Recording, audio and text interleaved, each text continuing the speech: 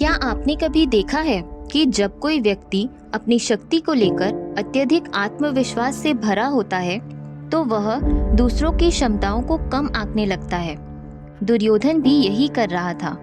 उसने अपनी सेना को अजेय मान लिया और पांडवों की शक्ति को तुच्छ समझने की भूल की।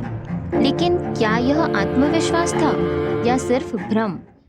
आज हम गीता के अध्याय 1 के श्लोक 10 से 13 तक को समझेंगे और जानेंगे कि अति आत्मविश्वास और दूसरों को कम आंकने की प्रवृत्ति किस तरह हार का कारण बन सकती है। आइए पहले इन पवित्र श्लोकों को सुनते हैं। अपर्याप्तम तदस्माकं बलम भीष्माभिरक्षितम् पर्याप्तम त्विदमे तेषां बलम भीमाभिरक्षितम्। श्लोक 10 में दुर्योधन अपनी और पांडवों की सेना का मूल्यांकन करता है। वह अपनी सेना के लिए अपर्याप्तम शब्द का प्रयोग करता है, जिसका अर्थ है अधिक शक्ति, जिससे वह अपनी सेना को अजय और अपराजय बताता है। दूसरी ओर वह पांडवों की सेना को पर्याप्तम कहकर उसकी शक्ति को सीमित और दुर्बल बताता है। यह श्लोक दुर्योधन के अति आत्मविश्वास और पांडवों की शक्ति को कम आंकने की प्रवृत्ति को दर्शाता है, जो आगे चलकर उसकी हार का कारण बनता है। अयनेषु च सर्वेषु यथा भागम अवस्थिता भीष्ममेवाभिरक्षन्तु भवन्तः सर्व एव हि। श्लोक 11 में दुर्योधन अपनी सेना को भीष्म की रक्षा करने का आदेश देता है, क्योंकि वह जानता था कि भीष्म उसके लिए सबसे बड़ी शक्ति है।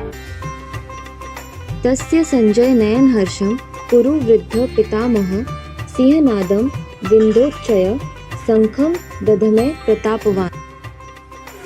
श्लोक 12 में भीष्म सिंहनाद करते हुए अपने शंखनाद से युद्ध की शुरुआत का संकेत देते हैं।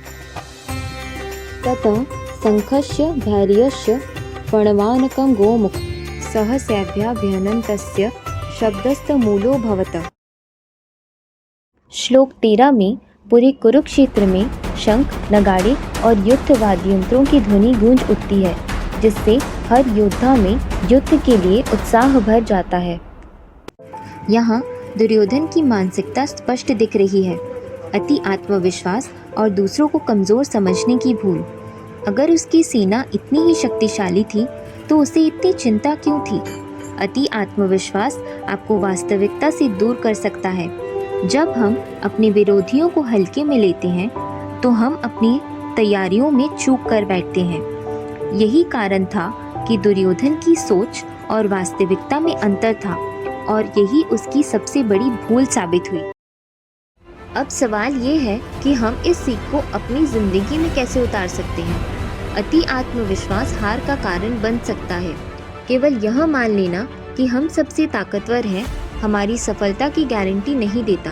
हमें अपने विरोधियों को हल्के में नहीं लेना चाहिए। वास्तविक शक्ति रणनीति और तैयारी में होती है। दुर्योधन ने अपनी सेना को शक्तिशाली समझा, लेकिन उसने यह नहीं सोचा कि पांडवों के पास भी योजना और अनुभव था। असली शक्ति सही रणनीति में होती है, केवल संख्याओं में नहीं। विनम्रता और जागरूकता सफलता की कुंजी है। अगर हम अपने प्रतिस्पर्धियों का सम्मान नहीं करेंगे और उन्हें कमजोर समझेंगे तो हम अपनी ही गलतफहमी का शिकार हो जाएंगे। अब तक हमने देखा कि कैसे दुर्योधन ने अपनी सेना को अजय समझकर एक बड़ी भूल की। लेकिन क्या यह अति आत्मविश्वास और दूसरों को कम आंकने की भूल दुर्योधन को भारी पड़ेगी? क्या पांडवों की सेना भी इसी तरह सोच रही थी या वे कुछ अलग करेंगे? जानेंगे अगले एपिसोड में। अगर आपको ये वीडियो पसंद आई तो इसे अपने दोस्तों के साथ शेयर करना ना भूलें और ऐसी ही वीडियो के लिए सब्सक्राइब करें। याद रखें, असली ताकत केवल संख्याओं में नहीं बल्कि सही दृष्टिकोण और सही तैयारी में होती है।